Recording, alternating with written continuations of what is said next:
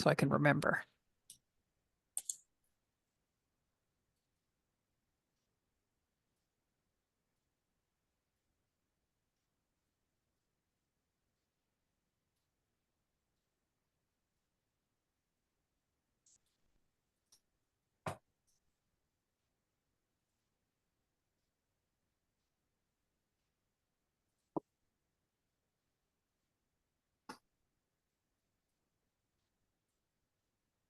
Okay, I think we can start now. So, welcome everybody to our book talk with Rhonda Miller from My Handbound Books. And I'm gonna do this. That was the introduction, and I'm gonna spotlight Rhonda, and she's going to share stuff with you. And yeah, and if you have questions, put them in the chat, and please mute yourself if you're not muted already. And I will keep an eye on the chat. If you want to ask a question about something that while she's talking about it, put it in there and I'll keep an eye on things. And then we'll have some time at the end for just general Q&A too.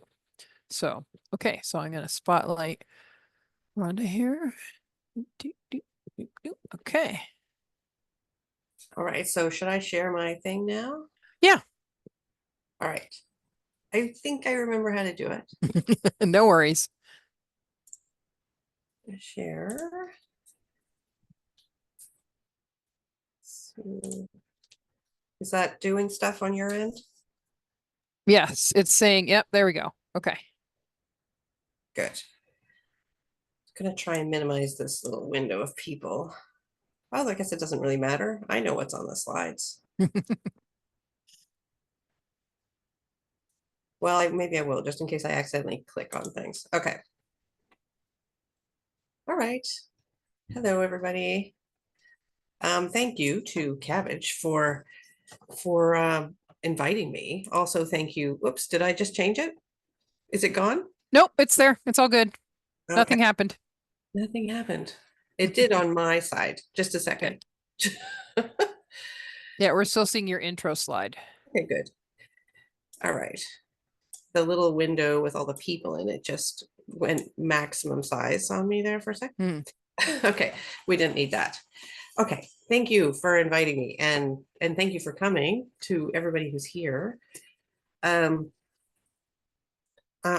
This project, the 365 bindings, was a bit of a walk back in memory lane here because it's coming up on almost 10 years since I did this. The basic idea at the time was that I was going to post a photo on my blog every day for a year showing a different bookbinding technique or structure every day in 2015. So, like I said, almost 10 years ago. Why did I do that? Whoops. It was mostly a personal project. People would ask me, sometimes I would say I made books and people would say, really? How do you make a book? Like as if that was a simple question. So my response to that question was, well, there's hundreds of ways to make books. And I'm not sure people always believe me when I said that. So I kind of wanted to prove it, but mostly to myself. Back in 2015, I wasn't trying to do anything like build a following, or I wasn't trying to make money or anything like that. Like I wasn't trying to generate content for the sake of content, which is kind of what a lot of people do. Not bookbinders, but other people do on the internet now. I didn't even pay much attention to how much traffic my blog was getting or anything like that. But I did know that there wasn't a lot of online content for bookbinders. So at the very least, I thought this project would generate some online content that would be interesting to other bookbinders. So I thought it would be a bit of a contribution to the book arts community. I'll just say quickly, as we're going through this, all of these book photos that you're seeing are from the project. Each one is labeled with a number that corresponds to when I posted it during the project. If you're interested in any one in particular and you make note of the number, if you plug that into my blog search box, it would bring that up for you so that you could look at it. because many of the books were posted with descriptions, and sometimes I included details about where I found instructions for it and stuff like that, though not always. Some of the descriptions were pretty succinct, even terse if I was in a hurry. But if you do go look up some of them, you might find further information about them. I thought I would start with a little bit of introduction just about my background. Before I started bookbinding, if I go back far enough, I was working in IT. I had got into computers when I was quite young, which I know that is normal now for kids to get into computers. But this was the 1980s, and I was in elementary school in the 1980s, and I had a computer at home, and I was writing computer programs to make little video games. And by the time I was in university, I was doing, like in the 90s, I was quite immersed in computer stuff. And I really figured that I would have a life in the IT industry. I kind of thought that's where I was headed. I did a bachelor's degree and I did an IT diploma. And by the late 1990s, I was working kind of in the .com industry that was happening here in Halifax at the time. But then in the year 2000, I kind of changed my mind. I went back to university to do a master's degree in library science at Dalhousie University. At that time, Dalhousie had a bindery and a print shop in the basement of the main library. Those were being used by the art college students to do courses in bookbinding and letterpress, but they also invited the library school students to take those courses.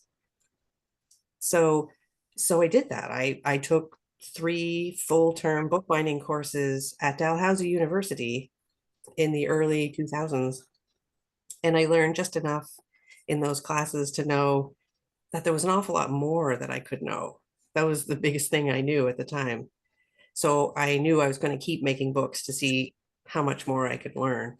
So I spent a lot of time over those next 5 years or so just trying to learn everything I could from books and from taking workshops if I could find them. Although in Halifax, I had pretty much maxed out the workshop opportunities by taking those 3 long full-term courses at Dalhousie. But it was a very good foundation and very opportunistic, really, because if I'd been there a few years earlier or a few years later, that opportunity wouldn't have happened. And with those courses were only being offered for a pretty short period of time. And so during that time, I'm up to about 2005, there wasn't much available on the internet for bookbinders. So I had to do most of my research and whatnot with actual, physical books.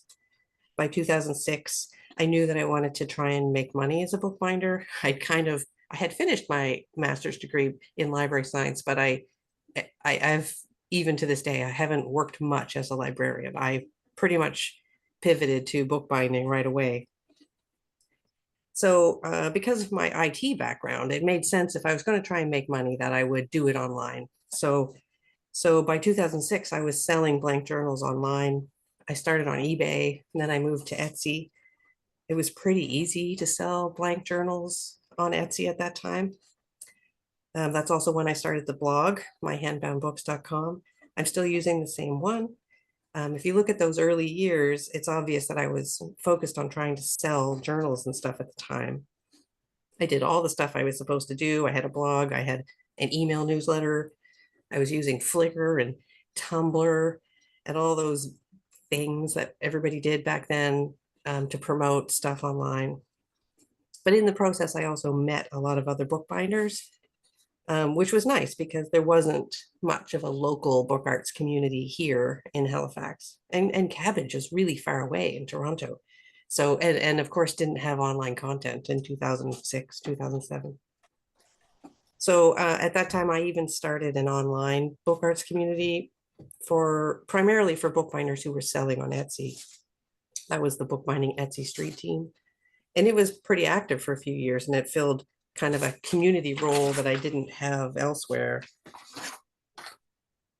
So although I had focused most of those early years on trying to sell blank journals mostly, I also noticed, of course, that there wasn't a lot of content of any kind for bookbinders on the internet, to like just things that might be interesting. So with my blog, I thought I could help kind of pave the way for a little more online content. And so eventually that led to the idea for the 365 bindings project. I didn't have a plan when I started. I I just jumped in on January 1st. I put a blog post up there and said I was going to do it. And that was all I had as a plan, was just an idea. But I did right from the beginning. I gave myself some rules to follow, or some parameters. First of all, the main one, I was going to post a photo of a handmade book on my blog every day for a year. Second, every book was going to be made with a different technique. There would be something different about every book structure. Thirdly, all of the books were going to be made by me, by my own hands. Fourth, I had a pretty flexible definition of what a book was going to be. I knew that I wanted to include things like scrolls, or even some of the alternative structures that aren't quite books in the traditional sense. So I had flexibility in my definition there. And the last rule was that I didn't have to make the book on the same day that I posted it. I could use photos of books that I had made in the past. This was a little different than, I don't know if anybody here remembers, but back around that time, there was a bit of a trend to do things like a blog where people would do a photo a day or a poem a day, and they were doing it sort of as a way of keeping their practice active. So it was to make them do it every day. But that's not what I was doing. I had no intention of trying to make the book every day. So I thought that rule, number 5, I thought that was going to make it easy, because I had just spent the last 5 years or so making lots of different books. And I thought I had a lot to work with. And I would just have to fill in some gaps. As it turns out, I didn't have as many as I thought. I had maybe 50 to 75. So as I said, didn't really have a plan. I posted for a few days, a book a day, and then I started to kind of get worried a little bit. So I started making lists. I dug out this notebook the other day. This was all the stuff I came up with. I think I made this list pretty early, like the first week of January, maybe. This is what I came up with off the top of my head, which was, I counted them up. There's 75 book structures listed here. 75 might sound like a lot. If I said, oh, we're going to go make 75 different books, that's a lot of work. But 75 books was only going to take me to the middle of March. And I was still going to need 290 more books. So at this point, I was a little concerned that I might have to reevaluate the plan. So I knew I had to sort of get down to some serious planning if I was really going to do it. And I knew that I was going to have to pace myself quite a bit, because these books, the 75 on this list, were sort of books that were already made, that I either still had the books or I had photographs of them. So I didn't have to make them. So I could spread these out over the year and just fill in the gaps. I thought that was kind of work. But the rest of the books, those other 290 books I had to make, were also, most of them I was going to have to learn how to make them, not just make them. I had to learn how to make them. So I had to embark on a bit of a self-study program right away. As you may remember, back in 2015, even not that long ago, but there still wasn't a lot of online resources at that point. There wasn't much on YouTube compared to now. So I had to focus mostly on, actual books. This list of books are ones I owned at the time, and I had them on a bookshelf so I could refer to them every day.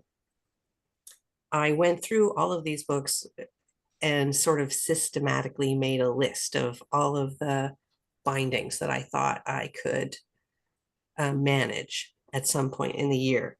And I recall that I did eventually have a list of more than 365. So I figured that would give me some flexibility, a little bit of wiggle room. So these books on this list I became quite familiar with. I used them over and over again, so they did constitute the bulk of my reference materials. There were others. I know I borrowed some from the library, got some through interlibrary loan. And after I started posting things on my blog, the visitors to the blog sometimes would ask me, oh, where can I find instructions? So I did try in the descriptions, I tried to mention the source of information if I had it. So that information is on the blog if I had it and if I had time when I was writing up the descriptions. Of course, there is a lot of bookbinding structures out there that don't even have step-by-step instructions written up anywhere. I did use a lot of journal articles too, and workshop notes and conversations I had directly with people. These names here came up a lot in my research. It can be hard to track down journal articles from older publications, so that took some work because those publications weren't online. I had been to PBI a few times. That's the Paper and Book Intensive. And the great thing about that was when you go there, you take 3 courses, but there's a bunch more classes happening that you're not actually in them, but you get all of the handouts from all of the classes, even if you're not taking them. So I had like workshop notes and handouts from classes that even though I didn't take the classes, there was enough information in those handouts that I was able to make books based on those. One of those, for example, was the Armenian binding that I did. And Shauna Leno had taught that at PBI. And although I wasn't in her class, I actually had her handwritten notes on how to make that binding.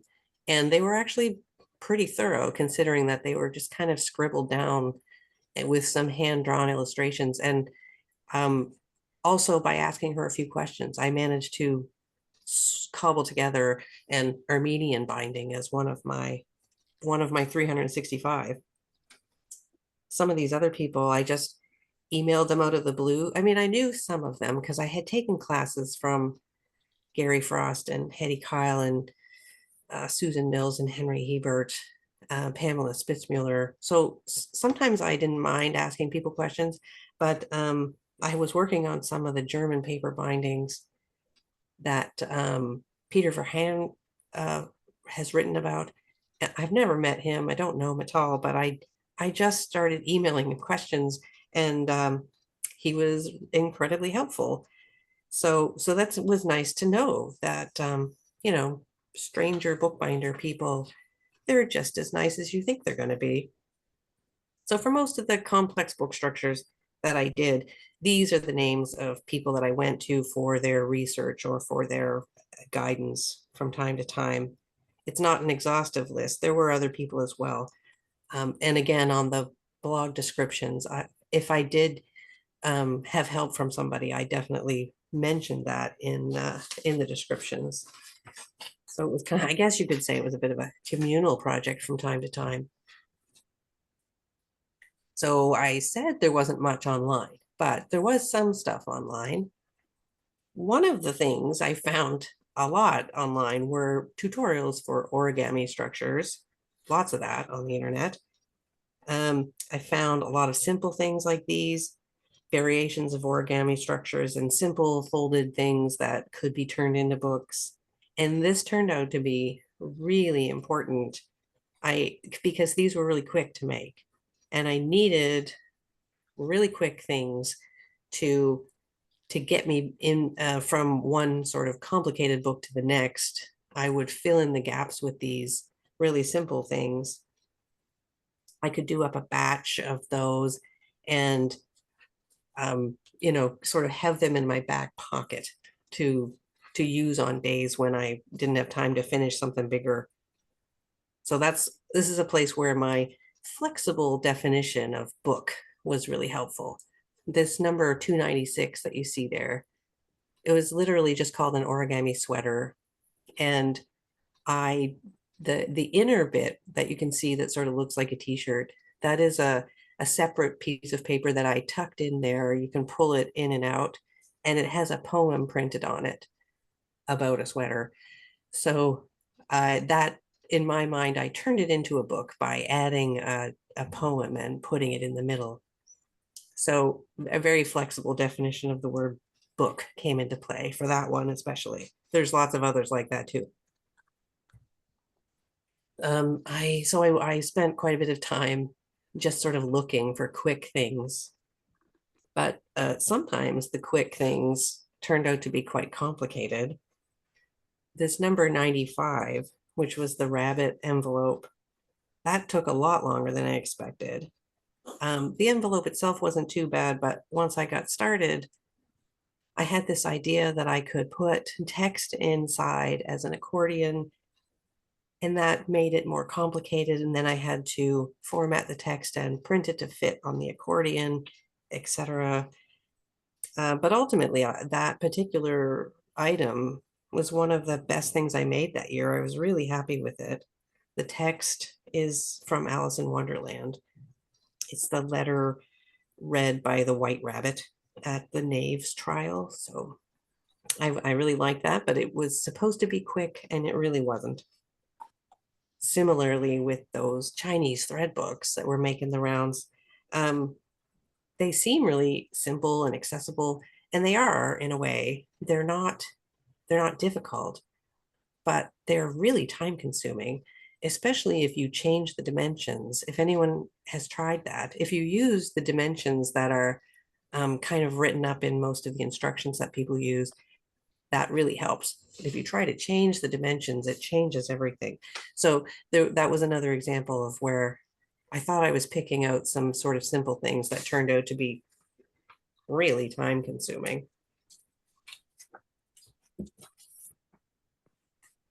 I found that there was a lot of bindings that I had heard of, but I couldn't actually find instructions, or there was some stuff written, but it wasn't published, or like people had sort of done research, but they hadn't published it. Or in some cases, there were things published, but they weren't written in English, which is frustrating because that was the only language I could read it in. When I was looking for details about the Islamic box binding or that Chinese dragon scale binding, for example, I'd see a citation for an article and I'd think, oh, that'll be the perfect source. And then I would discover that it was not written in English. Although I did occasionally find an article where it would be written in some other language, but it might have like really good pictures and diagrams. So that would be helpful still. And in some cases like these two, I didn't really know if I was doing them right. For example, with the Islamic box binding, I'd done some Islamic bindings with Yasmin Khan previously, so I knew how those were made. So using that sort of information, I just sort of extrapolated how that would work inside a box. And similar with the dragon scale binding, I'd done scrolls, and I had some descriptions of dragon scale bindings. So I just sort of came up with an approximation of what I thought it might have looked like. So that happened a few times. I had a couple of unwritten rules while I was working on this. I didn't really say these out loud to anybody during the project, but I thought they were important because I was aiming for some level of personalization and some authenticity in the work. Regarding personalization, I wanted to use as much of my own decorative papers, marble papers. I wanted to make the book cloth and use my own paste papers and even some handmade paper that I had. I wanted to use as much of that as I could. I even tried some new mono printing techniques. I tried making batik cloth and making some new lino prints because I wanted the books to be uniquely mine as much as possible and not look like they could have been made by anybody. So using my own cover papers was how I was trying to achieve that. These three examples show on the left there a letterpress print that I'd made, and then a piece of my own marbled paper and some of my paste paper. To be fair, I'd been marbling for several years. I didn't have to go learn marbling to do this. But some of these other things I did have to sort of sharpen some skills or practice a little bit. I did make some new lino cut prints. I tried out some shibori papers, and I had some handmade paper that I'd done in workshops.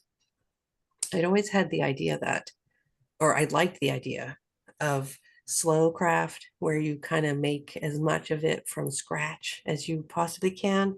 So I guess that was sort of the idea, although I didn't go so far as to start spinning thread or anything, but I did try to use as much of my own stuff as I could. This one shows a screen printed, was sort of was a mono printed screen printing thing on the left. That middle picture is the one and only usable piece of batik cloth that I made. And I don't even think I did it right, but I tried it, and that was the result. And also some suminagashi, which I do quite often. So I had quite a stash of that. And also the handmade paper. I had done a couple of workshops where I'd made these papers and they were great. But I was hoarding them for no reason at all. I'm sure you know what that's like. So during this project, I kind of made myself use that stuff because there's really no point in hoarding it. I got better at making my own book cloth, which I didn't love doing, but with practice, it does get easier. Same with the shibori papers. So I enjoyed experimenting with those techniques and using them in as many ways as I could on these books. So that was the personalization element that turned out to be really helpful. Of course, I also used lots of commercial book cloth and store-bought papers, all of those things, but I did try to use my own stuff as much as I could.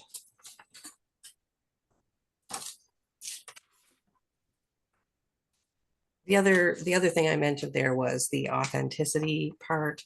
By that, I meant that I wanted to use appropriate materials as much as I could. If it was a Japanese binding, I'd use Japanese paper. If I had a complicated end band that was supposed to be part of a book, I would do that if I could. I didn't skip over it, with varying degrees of success. Also, if it needed a vellum spine like that Bradle binding, then I would use vellum. If it was supposed to have a leather spine, I would use good bookbinding leather. Again, as much as I could. Expense came into it as well from time to time. But this project really did improve my leather pairing. I'd always found pairing leather to be a bit intimidating up to that point. I knew how to do it. I knew the techniques. I'd taken workshops. I'd had instruction. I'd done it sometimes, but I really struggled with it. During this project, on a whim, I bought myself a new paring knife, which happened to be a bit smaller than my old one. The new knife just made the leather pairing so much easier. And I mean, otherwise the knives were pretty similar, but just the reduced size made a big difference. And I'm sure that it was primarily the smaller size that made it so much easier for me. the other knife was just too big for my hands. So I think that was actually one of the biggest discoveries I made during this project. And it actually led me to some similar discoveries about using tools that are the right size. In the past, sometimes I'd be at a workshop and there'd be like a large, heavy finishing press, for example, with handles so big that I could hardly get my hands around them. And it'd be difficult to move around because it'd be big and heavy. A lot of those older tools are like that, like the equipment, the wooden equipment, because it was made originally for men usually. It turns out if you have smaller hands and shorter arms, that gear needs to be scaled down or you struggle unnecessarily. And I learned that these tools that were hard to use, it wasn't because I was inept. It was just because that they were the wrong tools for me. And that was sort of an earth-shattering discovery at the time, even though maybe it seems obvious to some people. Anyway, in contrast to those books where I was trying to use the vellum and the leather and all that stuff, I also allowed myself to find a place for upcycling and recycling materials. There's several examples of that in the project. I had learned to sort of accept the fact that not all books had to be archival. My early bookbinding courses really pushed that, and it's obviously important. But if you're making, little things or experimental things, maybe they don't need to be archival all the time. So reusing stuff and finding kind of unusual materials is actually pretty fun. So this project kind of helped me get over a bit of a hump there, so that I wasn't sort of stuck on the idea that everything had to be super expensive and archival and fancy. It could still be a decent little book. I guess the rule I had kind of come up with that is that alternative materials are really good for alternative structures. That's always sort of been my guideline. Historic materials for historic structures. Alternative materials are good for alternative structures. So speaking of historic materials, when I was making the more, traditional historic models and whatnot, I certainly did use the appropriate materials as much as I could. I had approached historic bookbinding from the perspective, like up until this point, I had sort of had the perspective that there was one right way to make a particular historic structure. But I came to see that obviously that one right way is only critically important when you're actually making the model, when you're replicating a model, and that's when it's important. And it's also incredibly valuable as a learning endeavor, and that's definitely true. But once you've studied those, then you can kind of vary things a bit and mix and match to some extent to suit your needs. And that was actually something I had to kind of figure out.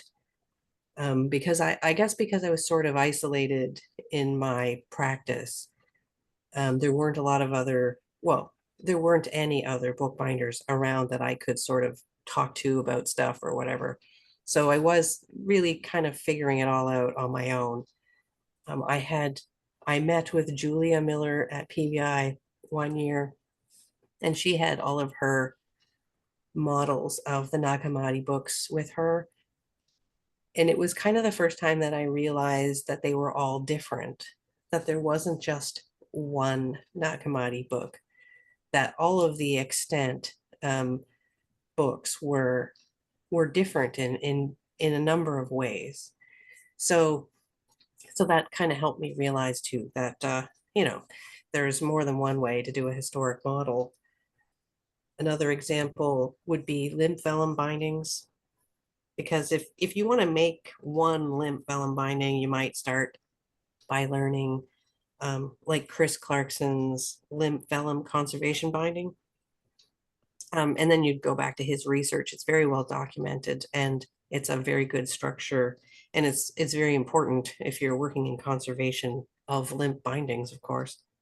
But also if you're just generally interested in limp vellum bindings or bindings that work with a stiff paper cover, for example, there's obviously way too many versions of limp vellum bindings to say that there's only one way. So that's another one where it sort of took me a while to figure that out. Again, maybe this is obvious to everybody else, but it wasn't obvious to me at the time. Back when people were actually making limp vellum bindings, of course, those binders weren't collaborating with each other, and they certainly didn't have Chris Clarkson's advantage of hindsight. They were doing the best they could with the materials they had, and that is basically what I've been doing. I was doing the best I could with the materials I had.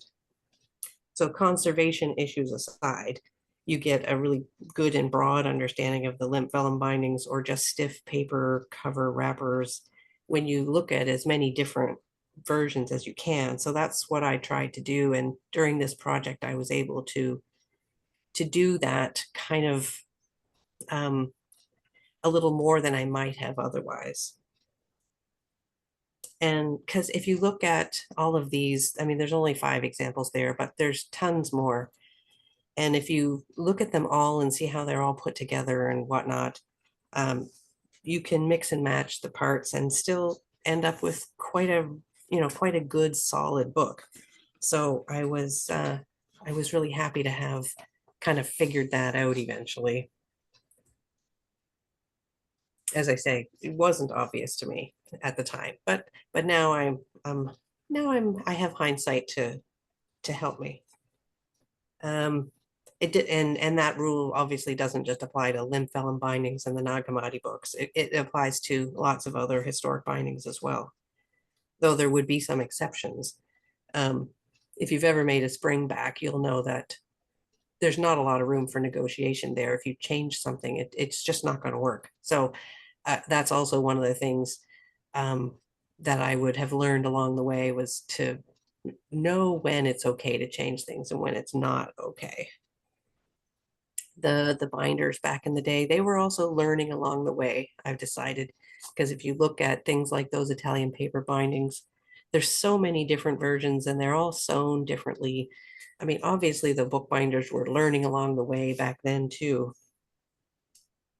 And I'm not saying everybody needs to make 365 books, because that would be ridiculous. Who would do that?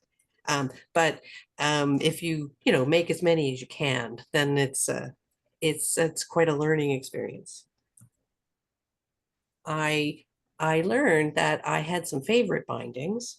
I've already shown some of them. Most of the pictures I picked were, the books I like the best. But these ones on the screen, the number 293, the Rubo binding, as well as the millimeter binding, I discovered that I really liked those. They're really nice, elegant, traditional bindings. They work really well. I like those. That middle one, the pearl binding, I really like that as an exposed spine. I'm not a big fan of exposed spines for books a lot of the time. Just from the sense that because it's exposed, I worry that it's gonna like become damaged or something. They look great, but I just worry about them getting worn out or something.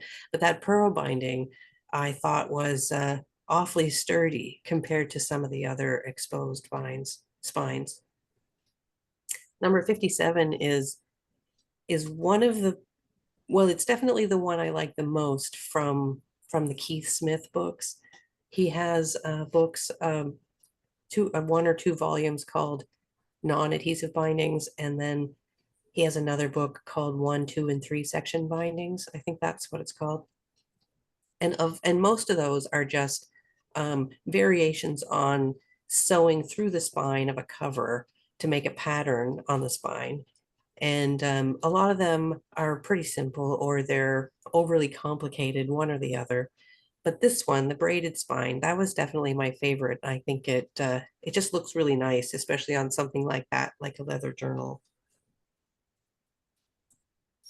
But I also discovered that I had some least favorite bindings. Um, the caterpillar binding, I think its popularity has waned a bit in recent years, but it had a bit of a heyday at one point. I don't like it. It looks fine, and other people might be able to make it work really well. But the whole time I was making it, I just thought I was wasting my very expensive linen thread because it uses like so much thread. And then it doesn't even really hold your book together very well. I'm sure there's a place for it. If you were doing an artist book about caterpillars, I'm sure it'd be great. But as a general rule, I decided that I don't like the caterpillar binding, but it looks great when other people do it. That middle one, the number 208, that's from one of Keith Smith's books, and he has a few times he has kind of these sort of what should be a simple book, but he's trying to make it look like a complicated binding to sort of, I don't know, up the level of it somehow. Um, I found that one in particular really annoying. The Celtic weave is another one that I decided that I'm not going to ever do it again. It looks great when other people do it, but I found it so fiddly. So I leave the Celtic weave to anybody else who wants to try it. I'm never making it again. So those were the ones I kind of disliked. These two are these are ones I did like. Um, just I had a lot of variations of accordions in the project. This is the very first basic. It's just literally one sheet of paper folded. Um, and I decided I should, give a nod to the accordion because there's a lot of accordion variations in my 365. And then the rope is actually another one of Keith Smith's, but I really like that one. So so what did I learn from this project? Well, first I learned that it's really hard to make 365 bindings in a year, especially just as a side project, because I had other things to do. I had two little kids at the time. It was the same year that I acquired Scotia Bookbinding with the intention of kind of transitioning from online sales to becoming more of a local community bookbinding shop. And actually, that's why if you look through the dates on my project, there's a bit of a gap in the fall of 2015.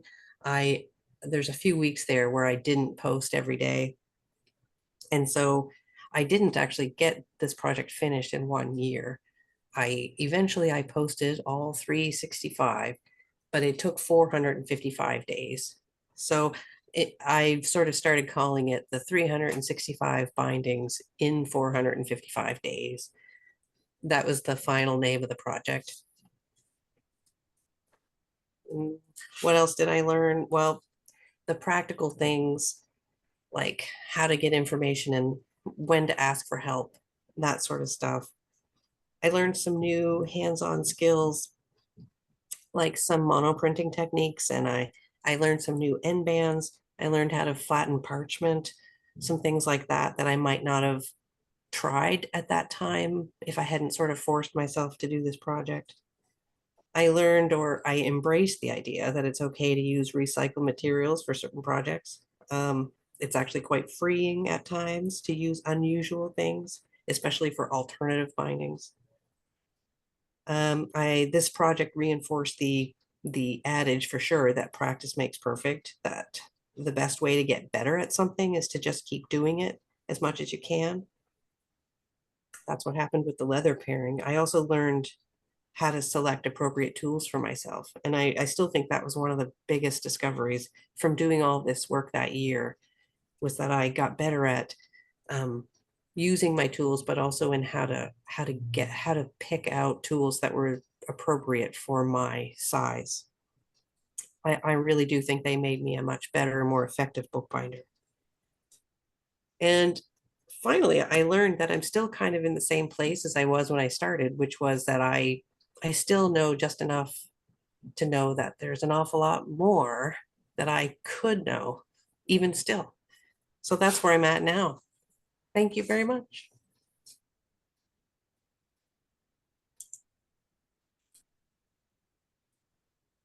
Okay, we didn't have any questions in the chat, but if folks want to unmute themselves to ask Rhonda any questions or just tell her that her stuff is really cool, that's also welcome because it is very cool. Did it stop sharing?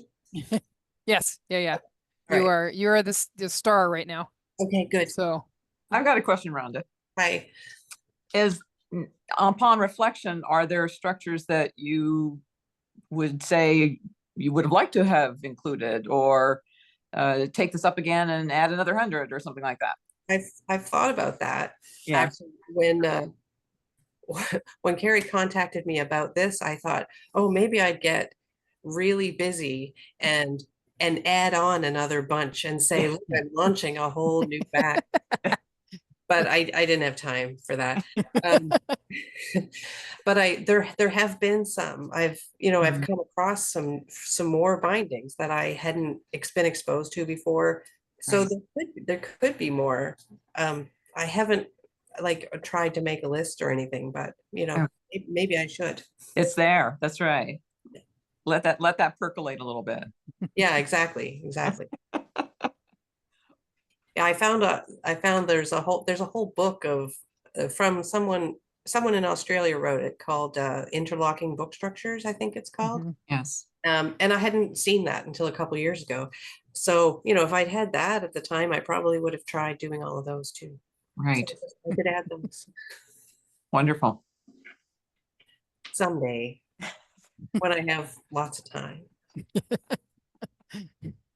I don't have little kids underfoot anymore, so that's helpful. I mean, they're still underfoot, they're just not little. They're not yet. Yeah. I am quite curious if, I'm going to hog everybody's time here, but your access to tools that, fit you. I mean, how did you really go about doing that, doing a trial fit on yourself in terms of access? It wasn't that direct. Yeah. As I say, the paring knife sort of happened accidentally. I just thought maybe it's my knife, so I bought a new knife, but I really do think it was the size.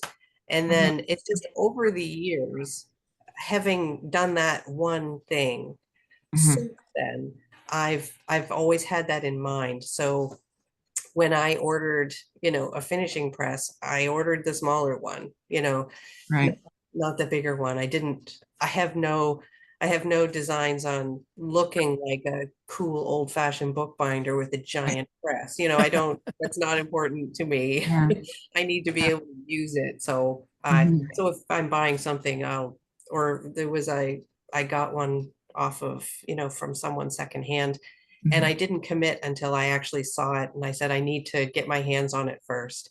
And try it. And make sure that I could get my hands on this spindles and turn it properly. Right. So it's just, it's not like I could go shopping really. Exactly. Because it becomes such an investment, and then you've got it, and, how do you wrestle this, right? It was very gradual. Yeah. Yes. But the discovery was sort of sudden. Yeah. But it just sort of led to a whole train of thought whenever I would pick up something new. Even a bone folder. I knew somebody. I must have been at PBI, and there was a fellow there who had a bone folder it was a giant bone folder. Like, just, I can't imagine using such a large bone folder.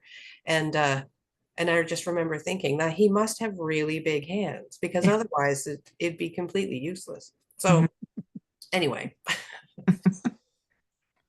Oh, it makes perfect sense. It does. And I mean, as I say, maybe this is obvious to everybody else, but it wasn't to me. Yeah. So there is a question in the chat from Ruth. So did you plan the sizes of the books? So I don't know if.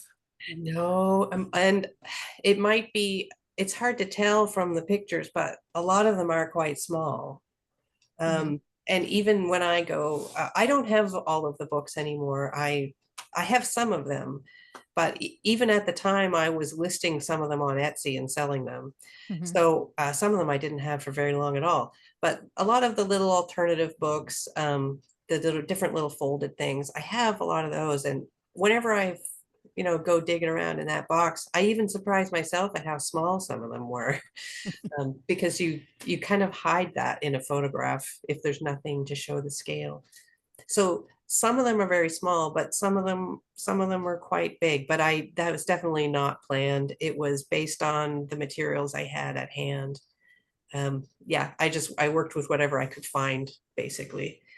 And there's a few of the books that in the project that were books I made for customers that happened to sort of coincide with the need for another binding.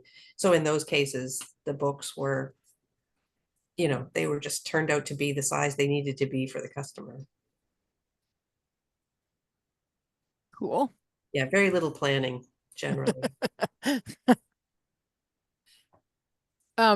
Were any of them things that you were trying to do for shows? Was there any of that motivation in there, or was it all pretty much things that you were just thinking of for the blog? By that time, so I was doing craft shows for a few years. I started selling online, and then as I mentioned, it was really easy back in the day. It got harder to sell stuff online. And then I switched to trying to sell stuff at craft shows, and that was really good for a few years.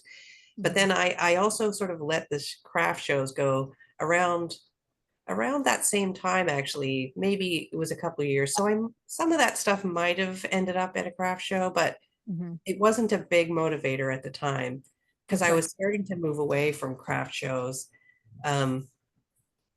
Yeah, when I started operating Scotia Bookbinding, I was able to sort of move away from craft shows and do more of the projects that actually had customers already attached to them. Right.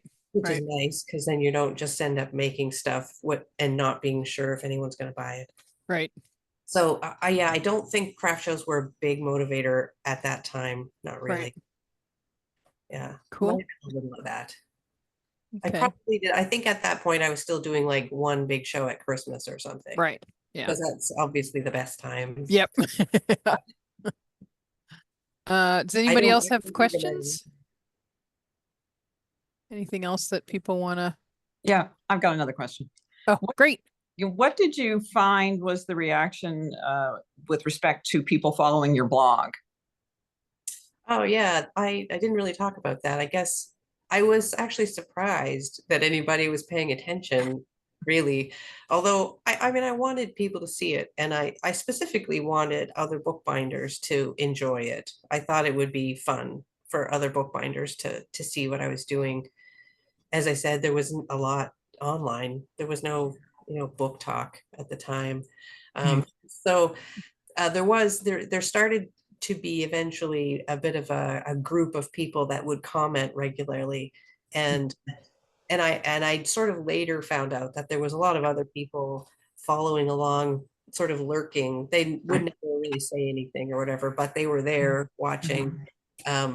And you know, there were people I met a few years later who went, "Oh, you're that person who did the books." And, you know, so there were, I guess, quite a few people paying attention.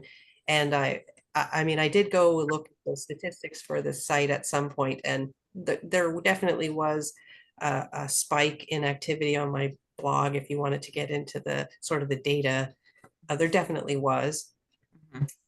I really didn't pay much attention to it at the time, other than to, you know, answer people's questions if they posted something, you know, in response to a book that I made. And were you finding that there was some sort of a ratio between those who were experienced binders versus people who were just interested in the craft? I think it was mostly people who were already involved in the book. Yeah.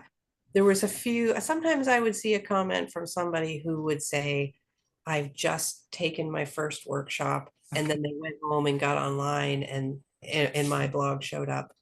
But there were also people I don't like. Catherine Miller she was all over it. She was like commenting all the time saying, "You go, you do this." She was all like my cheering section in the background. Yeah.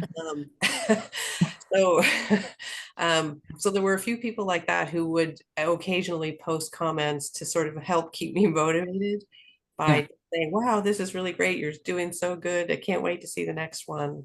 So that happened too, which was really nice because, and then at least I knew I wasn't just operating in a vacuum. Right. It was nice. Yeah. That's great. Thank you.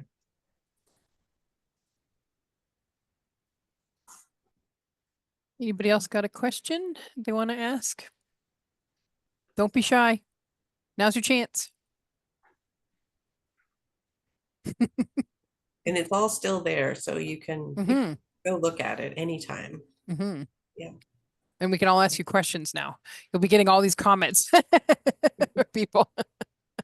Yeah, I mean, I do think that the online world has changed a lot in the last, 9 years. There's so much more on the internet compared to, and like when I started making books in about 2001 or so, there was nothing. There was absolutely nothing. Yeah. And no matter what you want to do, you can probably find it on the internet, except for some obscure things like maybe that Islamic box binding. I doubt if I don't think that's showed up in a tutorial yet, Right. but soon somebody will make a YouTube video. Probably. So, eventually it will all be there on the internet. Yeah. All right. Well, I think if we don't have any big questions, I think we have seen lots of amazing photos and we've had a really fun, interesting and inspiring look at your work. And yeah, I'm gonna go look at your blog some more. And get inspired. So last chance for questions, everybody. I mean, that's even if it's just to get ideas, I think, Oh, completely. Yeah, no, the link at the top takes you to, like, there's actually a link at the top to the 365 bindings. It takes you to kind of an index. So you can scroll through a list, before you start clicking on books, just in case you pick for something in particular. Right. Wonderful. All right. Well, that was excellent. Thank you so much, Rhonda, for your time. You're welcome. And yeah, it was a really fun topic. And if you decide to add more stuff, then we'll have you back. Yeah, I'll let you know. Okay. Well, thanks, everybody. Okay, thank you. Good to see everybody. I'm going to end the recording so I don't forget.